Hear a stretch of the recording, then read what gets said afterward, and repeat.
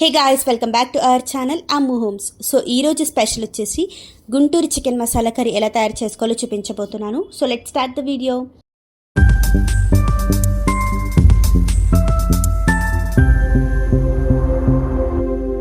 ముందుగా స్టవ్ వెలిగించుకొని కడాయి పెట్టుకొని నూనె, మసాలా దినుసులు అనేది వేసేసుకోవాలి.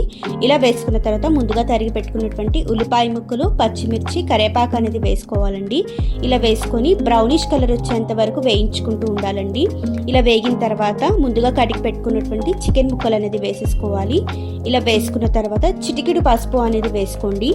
వేసుకున్న తర్వాత ముక్కలకి పట్టేలాగా బాగా కలుపుకొని ఒక 2-3 నిమిషాల పాటు మూత అనేది పెట్టుకోండి.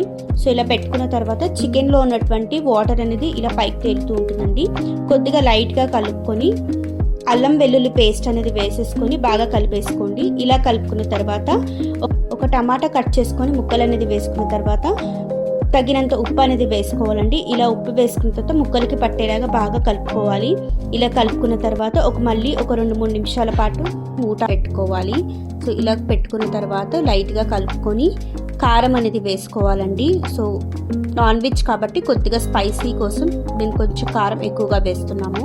సో ఇలా వేసుకున్న తర్వాత ముక్కలకి పట్టేలాగా బాగా కలుపుకొని 2-3 నిమిషాల పాటు మళ్ళీ మూత అనేది పెట్టుకోవాలండి. ఇలా పెట్టుకున్న తర్వాత కొబ్బరి పౌడర్ అనేది వేసుకోవాలి. కొబ్బరి పొడి వేసుకొని ఇలా బాగా కలుపుకోవాలండి. కలుపుకున్న తర్వాత గ్రేవీ కావాలనుకుంటున్నాం కాబట్టి కొద్దిగా టీ గ్లాస్ అంత వాటర్ అనేది వేసుకోవాలండి. ఇలా వేసుకొని మళ్ళీ 2-3 నిమిషాల పాటు మూత అనేది పెట్టుకొని తీసుకోవాలండి. ఇలా తీసిన తర్వాత masala powder, chicken masala powder అనేది వేసుకోవాలి. అలాగే కొత్తిమీరతో గార్నిష్ చేసేసుకుంటే గుంటూరు చికెన్ మసాలా కర్రీ అనేది రెడీ అయిపోతుంది. సో ఈ వీడియో కనుక మీకు నచ్చినట్లయితే ప్లీజ్ లైక్ చేయండి, షేర్ చేయండి, అలాగే సబ్స్క్రైబ్ చేసేసుకోండి. బాయ్.